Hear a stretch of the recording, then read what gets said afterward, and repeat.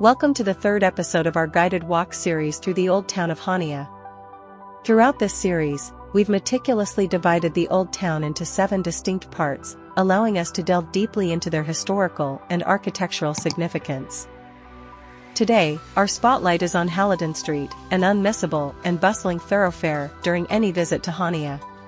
Historically serving as the main entrance to the town, it leads directly to the harbor and intersects with the primary route of the historic center. Our exploration begins from the promenade, as we ascend Halidon Street towards the south, heading to 1866 Square with the White Mountains in the background. At the square, we'll delve into the enthralling narrative of the Halis family, whose legacy has left an indelible mark on this vibrant thoroughfare. Now, we find ourselves at Fountain Square, a vibrant gathering place surrounded by an array of shops, restaurants, and cafes, including a contemporary Starbucks at the corner. Known as a popular meeting spot, the square is distinguished by multiple historically significant fountains, ancient fortresses, and buildings steeped in history. The centerpiece is the main fountain, a simpler construction that replaced a Venetian-era fountain. Here's the historical backdrop. In the 16th century, the Venetians engineered an aqueduct to channel water from the springs in the village of Perivolia, about 6 kilometers from Chania. The aqueduct ran along the Ruga Magistra, as we call the principal street of that era, today's Halidon Street, culminating in a small public fountain constructed to alleviate water pressure. The water's journey extended towards the Splanzia area, to the east, for storage in expansive reservoirs. The original fountain, constructed around 1551, featured 2 or 3 basins, each adorned with intricate lion heads and coats of arms. Today, only one of these basins remains. It was discovered embedded in a nearby fountain, later relocated to the old city hall across the square, and currently resides in the garden of what was formerly the Archaeological Museum at the St. Francis Monastery, a destination we will soon explore. By the 17th century, under Ottoman rule, a larger fountain was constructed to serve more people, featuring 6 arches and multiple springs. This architectural evolution signified a shift in the square's purpose and aesthetic. However, this imposing structure was eventually removed in modern times, its grandeur deemed too large and its function obsolete. 2 additional fountains from the same era enhance this locale. At Café Ramezzo, which once functioned as an imaret for the Yalit Sami Mosque, visitors can spot 2 pointed arches below the staircase on the southern facade and fountains exemplifying typical Ottoman nuances, commonly found near mosques. Above the fountains, there is an inscription in Arabic letters, potentially quoting the Quran, adding a layer of historical and cultural depth. One of the bowls from the aforementioned Venetian fountain was discovered here in 1914, integrated into this construction. After being photographed, it was transferred to the building that served as the city hall until 1928. This leads us to another highlight across the square, at the junction of Halidon and Zambilia streets. Here, on the ground floor of a structure that has transitioned from admiralty to hospital, and eventually to city hall, stands another fountain, the smallest of the 3, adorned with ornate decorations. This building, once the city hall, is not simply abandoned, it has suffered damage, yet it stands as a poignant reminder of the area's layered history. Another striking feature visible in the square is the Byzantine Fortifications. As you lift your eyes towards the east, the stone walls from the 7th century emerge, towering above modern shops or seamlessly integrated into newer buildings. In the square, Halidon Street intersects with Cannavaro Street, which serves as the main artery of Castile, the Acropolis of Kydonia. Kydonia, once standing alongside Knossos and Gortina, was one of the most significant cities in ancient Crete. We will delve into this area more thoroughly in the 4th episode of our series. For those intrigued by layers of details, the square is a treasure trove of names and memories. Officially designated as Venizelos Square, it was previously known as Mavrovunian Square during the 20th century, showcasing its evolving identity over time. Today, it bears the affectionate nickname Alysides, translating to chains, a nod to the era when chains marked the road's end. This detail continues to endear the location to locals, even after Halidon was transformed into a pedestrian zone in 2019 and merged with the square. It's also commonly referred to as Fountain Square, highlighting the prominent water features that define the area. As we begin ascending Halidon Street, we quickly come upon the historic monastery of St. Francis. This Franciscan monastery from the Venetian period was among the largest. Over time, it has suffered damage, with parts destroyed or integrated into neighboring structures, like the monk cells on the south side. The monastery once hosted the Archaeological Museum of Chania, now relocated to a modern venue in the Halipa area. The facade we see from Halidon Street, featuring Gothic elements, is a later addition. Turning onto a side street perpendicular to Halidon, we can view a section of the garden adjacent to today's Bohème Café. Here, the original Venetian fountain bowl previously discussed is still visible. Adjacent to it stands an octagonal fountain, reminiscent of Chania's Ottoman era, dating back to the period when the Catholic monastery was repurposed as the Yusuf Pasha Mosque. Let's delve now into the lives and social dynamics of the people who initially inhabited this sacred space. St. Francis Monastery stood as the heart of Franciscan monastic life in Chania. Initially, it was a small community of conventual fathers who occupied the monastery. However, from 1431, the observant Franciscans from Crete, who resided at the San Salvatore Monastery explored in the first part of our series, began to distinguish themselves from the conventuals. The observants gained significant prestige and support from the Cretan populace, to the extent that they sought control over the central monastery of their order, St. Francis, located in the city's heart. A pivotal moment in history occurred in 1453 when Chania's nobility petitioned Pope Nicholas V. They requested the transfer of the observants from the San Salvatore convent, perceived as being outside the city limits, to the more centrally located St. Francis convent. The citizens believed the observants, who were more numerous, would provide better service than the conventuals. A crucial argument in favor of the observants was their claim that among them were brothers fluent in Greek, an invaluable asset since the order was then committed to fostering the union of the churches. The ability to communicate in Greek was seen as enhancing the observance' effectiveness within the city center. Pope Nicholas V eventually sanctioned this exchange, marking a significant shift in the monastery's role and influence in Chania. Our journey now leads us to the Assumption Cathedral, situated adjacent to St. Francis. This moment offers us a chance to delve into the history of Catholic orders in Chania. The establishment of Catholic institutions in Crete followed the Venetian conquest after the Fourth Crusade in 1204, marking the beginning of Venetian dominance on the island. The Venetians constructed their Duomo, or cathedral, in the Castili area, and as the Latin population grew, they expanded their presence with additional houses, both within the historic center and its outskirts. These religious houses included friaries for male monks and nunneries for female nuns, managed by various orders such as the Franciscans, Augustinians, and Dominicans, with even more establishments found in Heraklion and the surrounding suburbs. However, during the Ottoman occupation, the religious landscape underwent a significant transformation, with many Catholic churches repurposed into mosques. This shift left the Catholic community in need of a new place of worship. In 1675, within a portion of the ruins of St. Francis, a new chapel dedicated to the Assumption of the Virgin Mary was constructed. Managed by the Capuchin order, a branch of the Franciscan order, the chapel later underwent reconstruction and expansion, eventually evolving into a three-aisled basilica. Officially inaugurated in 1879, it now serves as the seat of the Catholic Diocese of Crete. The basilica, along with its adjacent buildings, now occupies the site of the former double cloister of St. Francis, incorporating a small part of its original structure where the monks' cells were once located. Our next destination is the former Franciscan nunnery of Santa Chiara, which later served as a Turkish hammam and now functions as a shop. Unfortunately, very little is known about the old Venetian female monastery of Santa Chiara. During the Venetian era, two female establishments were constructed in Chania, Santa Chiara and Santa Maria dei Miracoli in Castile Hill, a Dominican nunnery. While Santa Chiara is depicted on reputable historic maps, further details about its history remain elusive. Within the ruins of this monastery stands a Turkish hammam, believed to date back to the 17th century. Although possibly the largest hammam in Chania, it has not been preserved in its entirety. We have explored hammams extensively in part 2, as another hammam stands nearby in Zambilia Street.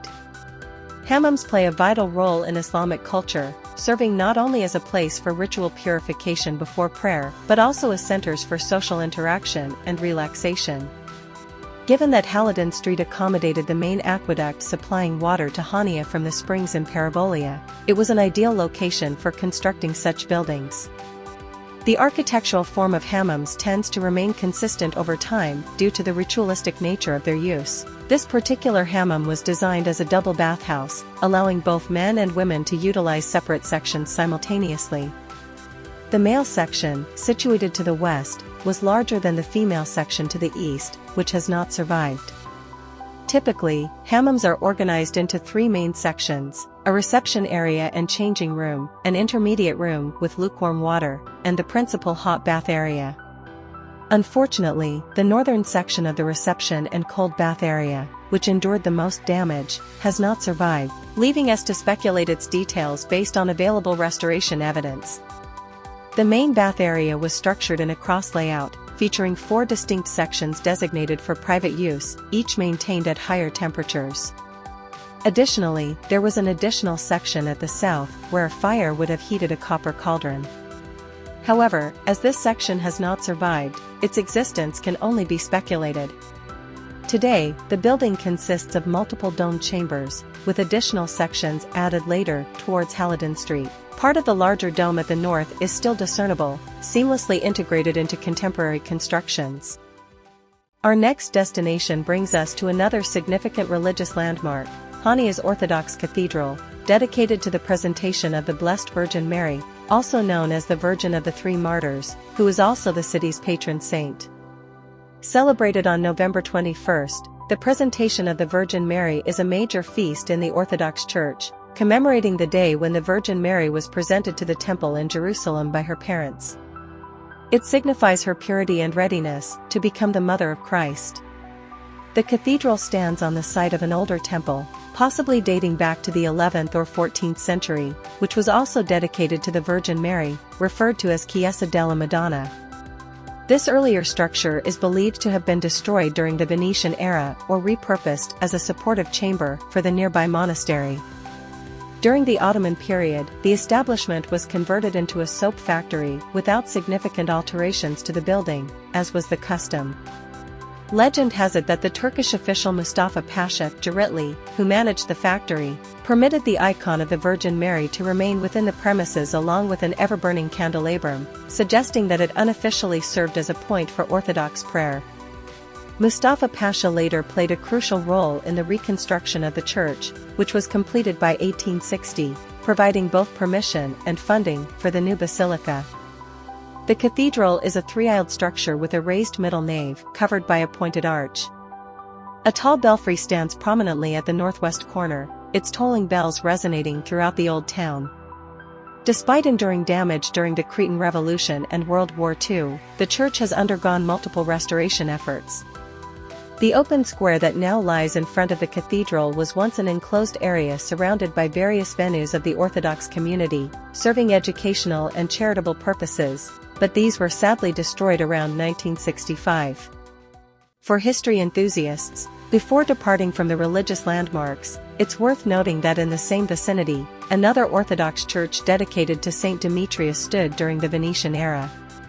In homage to this historical presence, the nearest bastion is named after the same saint, alongside other names honoring Venetian officials.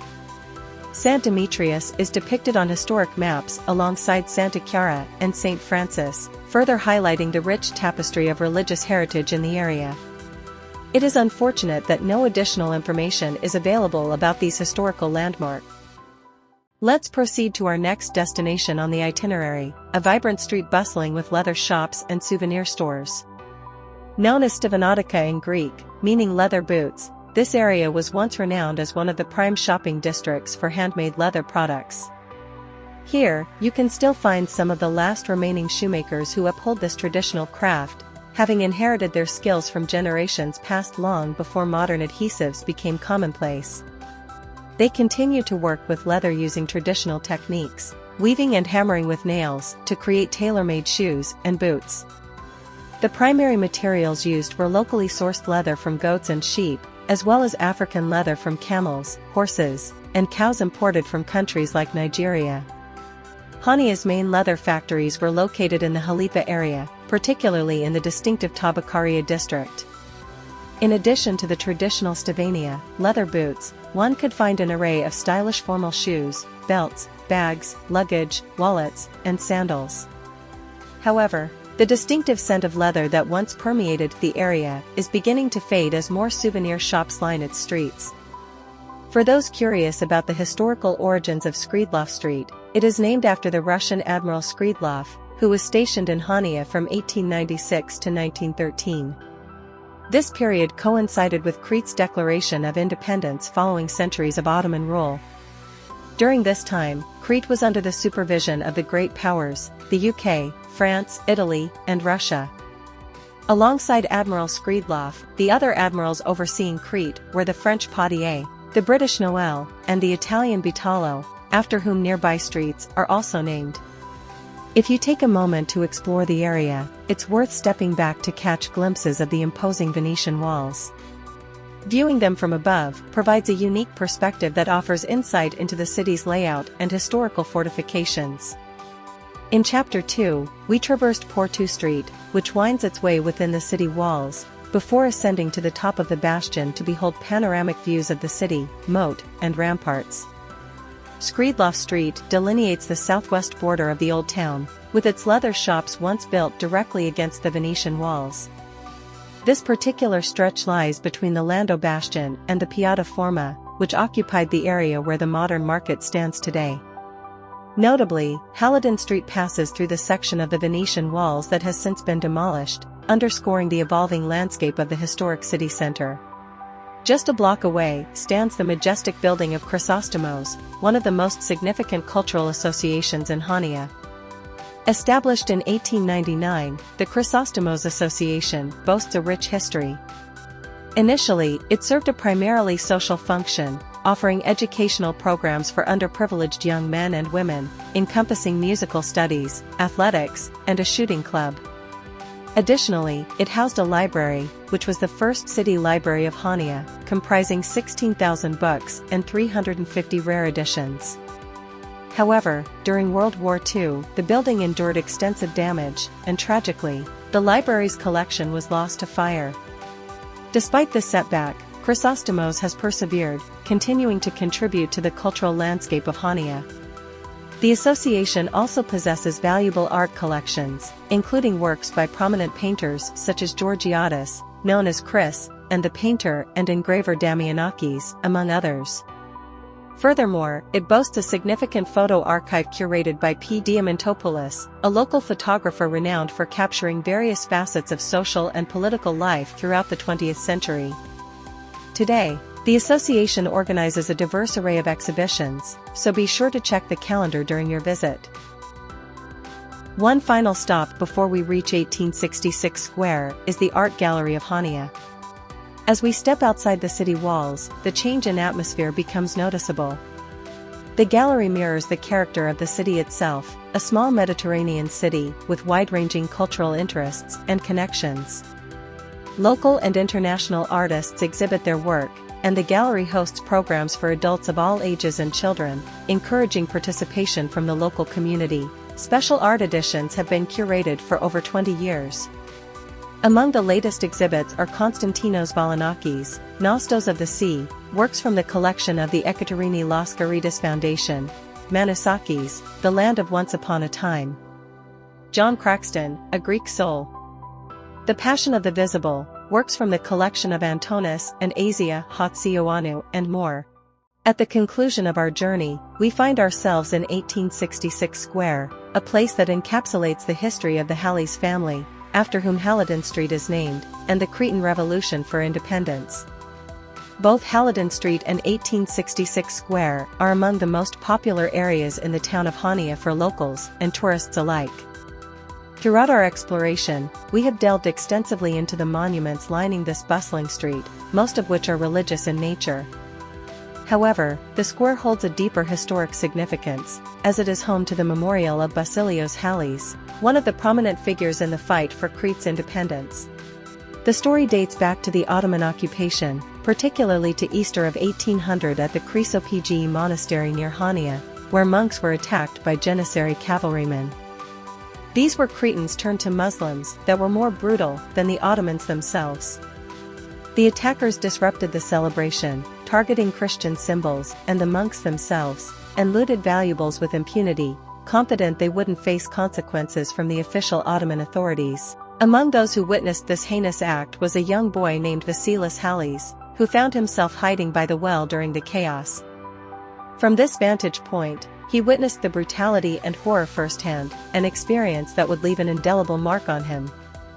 It's worth noting that as a young boy, he attended Greek school at the monastery, taking advantage of the educational services offered there.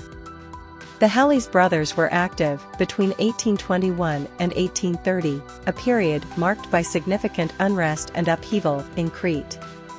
Later, from 1830 to 1840, Crete fell under Egyptian occupation after the Ottoman Empire granted control of the island to Muhammad Ali of Kavala, the viceroy of Egypt, as a reward for Egypt's support in suppressing the Greek Revolution.